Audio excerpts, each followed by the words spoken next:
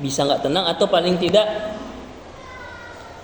bisa nanti kita jadi orang yang sombong. Minimal jadi orang yang sombong, kayak orang ateis atau orang barat, merasa ini semua dari tangannya dirinya. Sampai orang ateis itu kan betul-betul nggak yakin ada Tuhan tadi, karena menganggap ini semua sesuai dengan semesta ini atau alam ini berjalan dengan sendirinya, sesuai dengan teori-teori sains dan sebagainya. Jadi kalau kita nggak melibatkan Allah, itu bisa terjadi keadaan yang sombong tadi, atau mungkin bisa jadi kita nanti musibah, kena bencana gitu. Karena apa? Ya karena kan kalau kita udah menjauhkan diri dari Allah, kita nggak dapat perlindungan, kayak gitu. Semua manusia itu butuh sandaran. Ibaratnya kita ini sedang naik ke atas bukit. Kita mau naik ke atas gunung, kita butuh pegangan lah ibaratnya. Kayak misalnya naik gunung itu ada namanya kayak ini kan, pegangannya itu apa? Trekking ballnya itu kan, trekking pointnya itu. Itu kita butuh tempat untuk kita berpegang.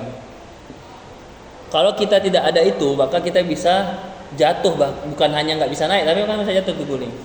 Tempat pegangan kita, tempat sandaran kita yaitu apa? Allah kan. Dan Allah nggak bisa langsung kita berpegang kepada Allah, tapi yang berpegang kepada kata Nabi intamasaktum bihima.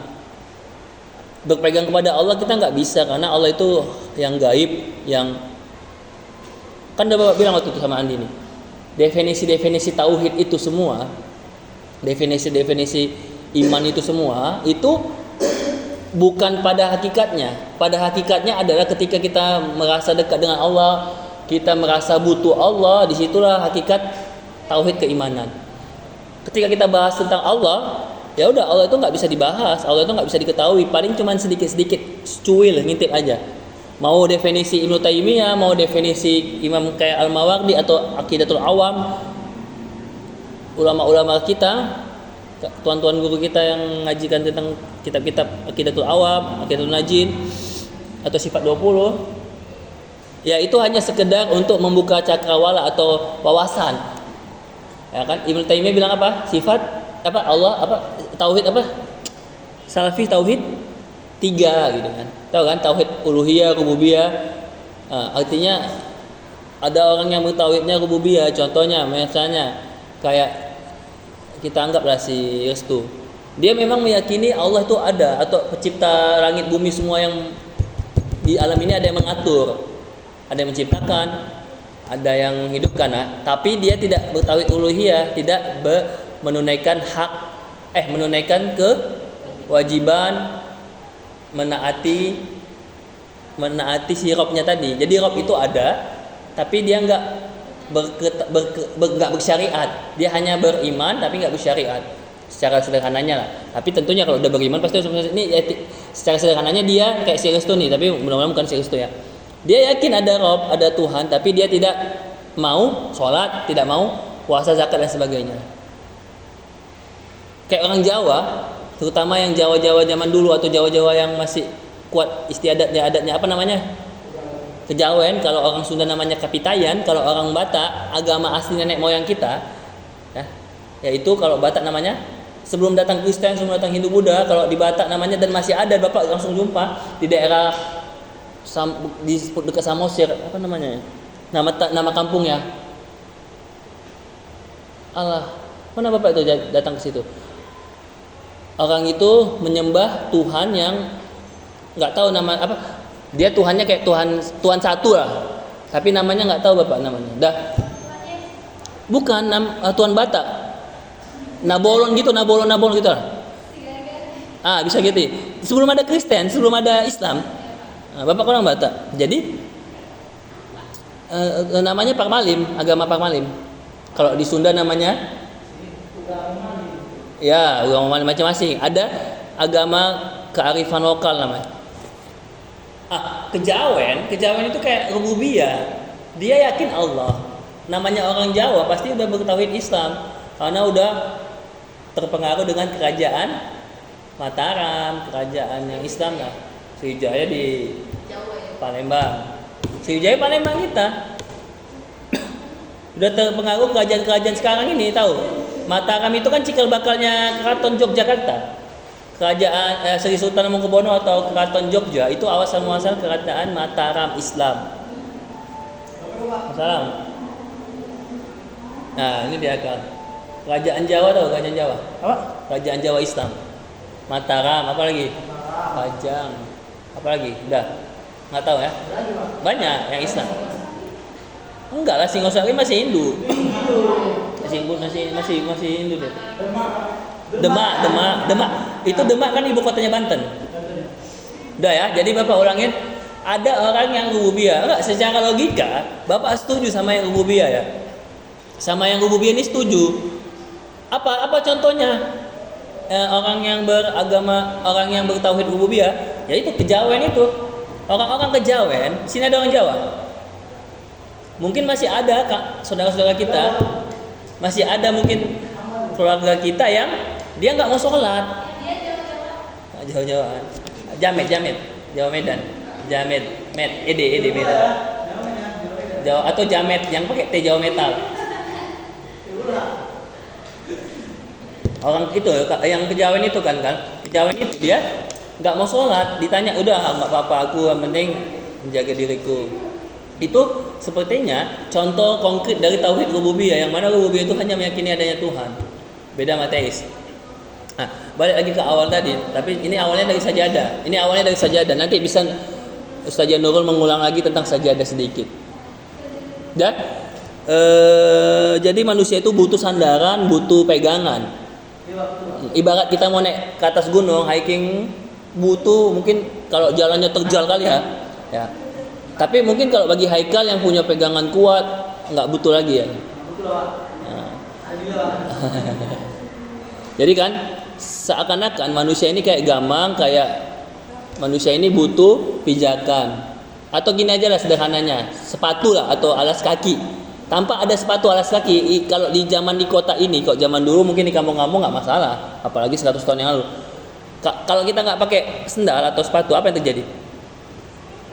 Ya, jadi makanya butuh bantuan alat namanya wasilah. Makanya di Quran ada wabataru wasilah. Gimana ayatnya?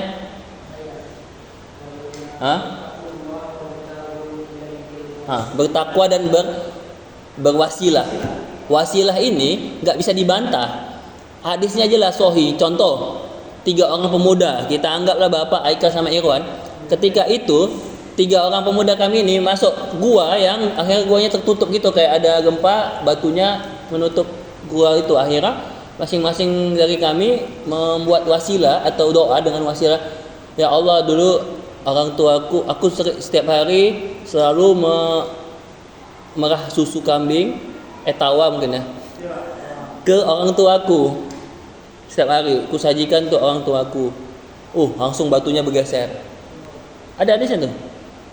Baru yang kedua dia punya utang, dia punya utang. Kemudian yang minta utang itu nagih. Utangnya itu apa? Utangnya dulu ada yang punya utang apa misalnya kayak bukan ya, dia ada misalnya si mulia mengutang sama bapak. Dia punya utang, dia titiplah jaminannya kambing. Udah berapa tahun, kambingnya udah banyak. Baru datang bapak, kayak mana? Kalau orang yang pelit, yang maaf ya padangki apa? Ya, ini udah kambing kau satu aja udah. Tapi bapak yang insya Allah baik ini, ya udah bapak jujur lah, ini kambingnya menghasilkan nih, entah 5 entah 10 udah ambil. Itu jadi wasilah dia. Kalau Irwan lebih keren lagi, dia dulu ada tergoda sama perempuan ya kan, sempat terjebak sama perempuan, mungkin dia tadi naik gunung berdua, tapi nggak mau dia. Padahal kayak Nabi Yusuf, Hamad Sibihan, Nabi Yusuf udah mau, Irwan udah mau, si ceweknya juga mau kan. Tapi akhirnya apa yang terjadi? Tanya Irwan. Ya kan, harimau kalau dipancing. Jadi gitu wasilah tadi. Wasilah Haikal insyaallah ada ya kan? Apa kan? Wasilah yang Haikal bisa punyai dalam kesehariannya apa? Kok Bilal dia sholat sunnah habis wudu, tentunya yang lain juga baca Quran apa, tapi yang menonjol dia setiap habis wudu sholat sunnah selalu. Kalau Haikal apa? Ya baca Quran atau ngapal Quran juga bisa kan? Nah, bisa lah.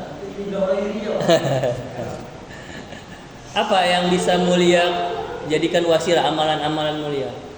Senyum tiap hari. Nanti salting pula orang-orang kan, Mak. Apa? Andi ini? Apa yang bisa jadi wasilah untuk wasilah untuk bertakwa kepada Allah, mendekat kepada Allah? Atau tadi untuk sandaran hidup kita biar kita nggak goyang kali gitu. Goyang sedikit pun nggak apa. Apa? Wirid. Apa yang siapa namanya? Putri apa yang sholat?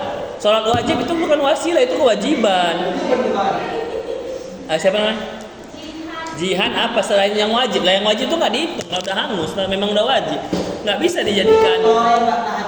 Ya misalnya nih bapak kan wajib mengajar 2 mata kuliah, itu udah wajiban karena digaji gaji tetapnya.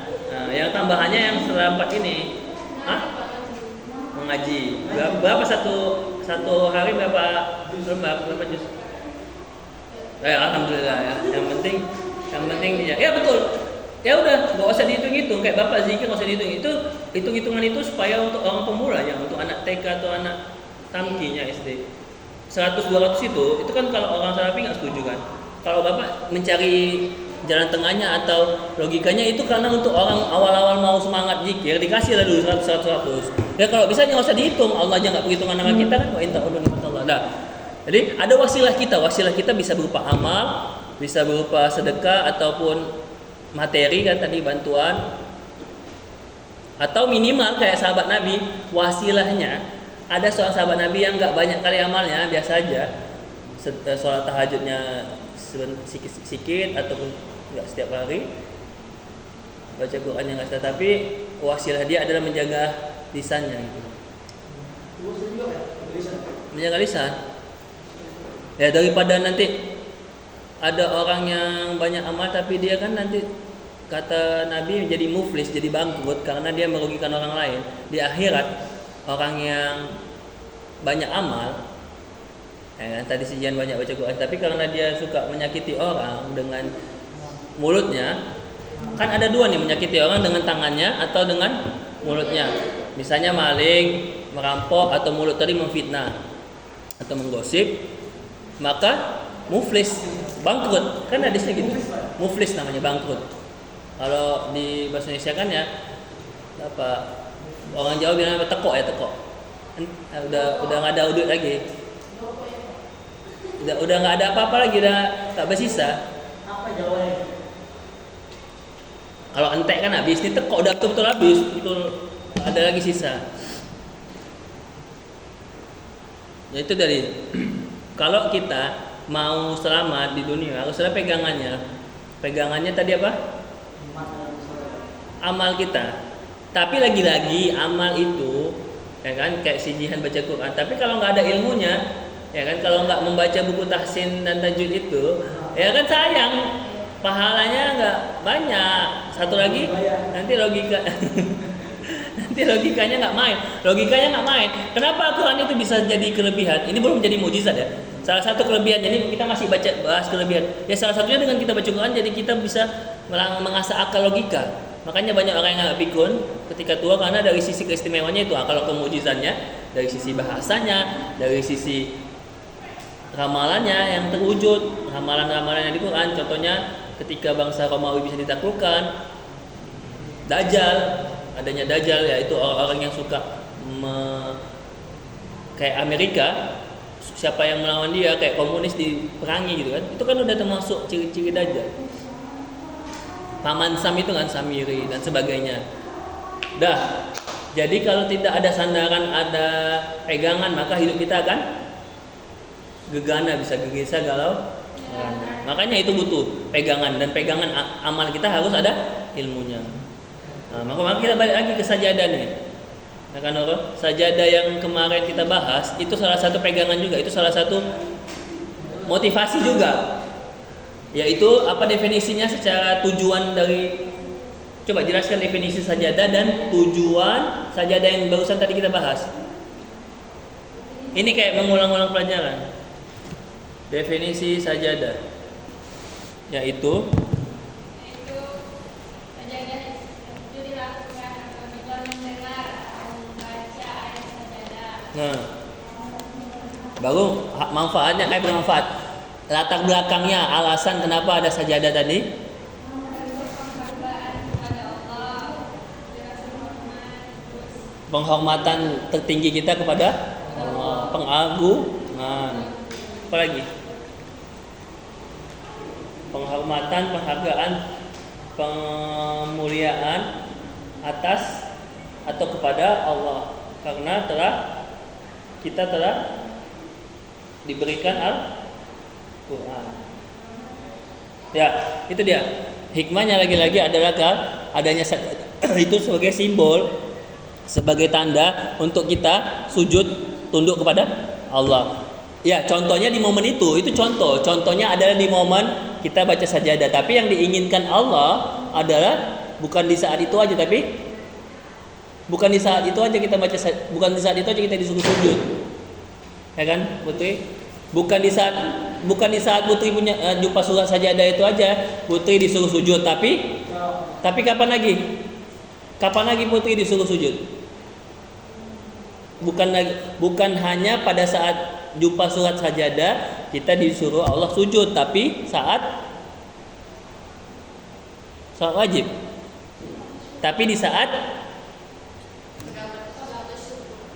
bukan hanya di saat jumpa sujud sajadah aja kita disuruh sujud dalam arti luas, tapi kita harus sujud tunduk merendahkan diri dari Allah di kapan?